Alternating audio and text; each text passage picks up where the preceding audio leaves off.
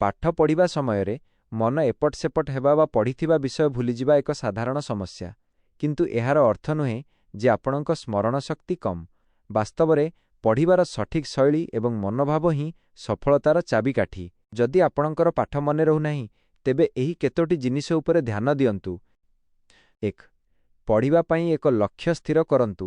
ବିନା କୌଣସି କାରଣରେ ବହି ଧରି ବସିଲେ ମନ ଲାଗେ ନାହିଁ। ନିଜକୁ ପଚାରନ୍ତୁ ଆପଣ କାହିଁକି ପଢ଼ୁଛନ୍ତି। ନିଜର ସ୍ୱପ୍ନ, ପରିବାରର ଖୁସି ଏବଂ ନିଜର ଭବିଷ୍ୟତ କଥା ଚିନ୍ତା କରନ୍ତୁ। ଯେତେବେଳେ ଆପଣଙ୍କ ପାଖରେ ଏକ ବଡ଼ କାହିଁକି ୱାଇ ଥିବ, ସେତେବେଳେ ପଢ଼ିବା ପାଇଁ ଆଗ୍ରହ ଆପେ ଆପେ ଆସିବ।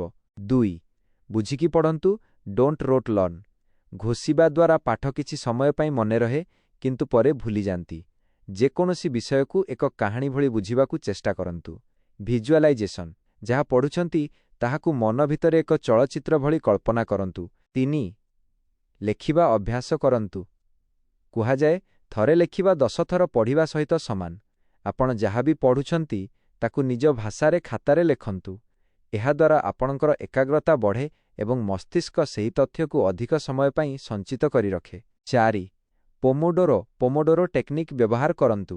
ଲଗାତାର 3 ବିନା 4 ଘଣ୍ଟା ପଢ଼ନ୍ତୁ ନାହିଁ। ଏହାଦ୍ୱାରା ମସ୍ତିଷ୍କ ଥକିଯାଏ। 25 ମିନିଟ୍ ପଢ଼ନ୍ତୁ, 5 ମିନିଟ୍ ବିଶ୍ରାମ ନିଅନ୍ତୁ।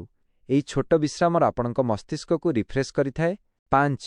ପୁନରାବୃତ୍ତି, ରିଭିଜନର ଶକ୍ତି। ଆଜି ଯାହା ପଢ଼ିଲେ ତାହାକୁ 24 ଘଣ୍ଟା ମଧ୍ୟରେ ଥରେ ନିଶ୍ଚୟ ରିଭିଜନ କରନ୍ତୁ।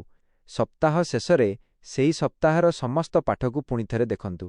ଯେତେ ଅଧିକ ରିଭିଜନ କରିବେ, ସେତେ ଭଲ ମନେ ରହିବ। ମନେ ରଖନ୍ତୁ, ସଫଳତା ଦିନକରେ ମିଳେ ନାହିଁ, କିନ୍ତୁ ଦିନେ ନିଶ୍ଚୟ ମିଳେ। ଆଜି ଆପଣଙ୍କର ପରିଶ୍ରମ ହିଁ କାଲି ଆପଣଙ୍କର ପରିଚୟ ହେବ। ମୋବାଇଲ ଏବଂ ସୋସିଆଲ ମିଡିଆଠାରୁ ଦୂରରେ ରୁହନ୍ତୁ ଏବଂ ନିଜ ଲକ୍ଷ୍ୟ ଉପରେ ଧ୍ୟାନ ଦିଅନ୍ତୁ। ଆପଣ କେଉଁ ବିଷୟରେ, ଯଥା ଗଣିତ, ବିଜ୍ଞାନ କିମ୍ବା ଇତିହାସ, ସବୁଠାରୁ ଅଧିକ ଅସୁବିଧା ଅନୁଭବ କରୁଛନ୍ତି? ଜଣାଇଲେ ମୁଁ ଆପଣଙ୍କୁ ସେହି ଅନୁସାରେ ସାହାଯ୍ୟ କରିପାରିବି।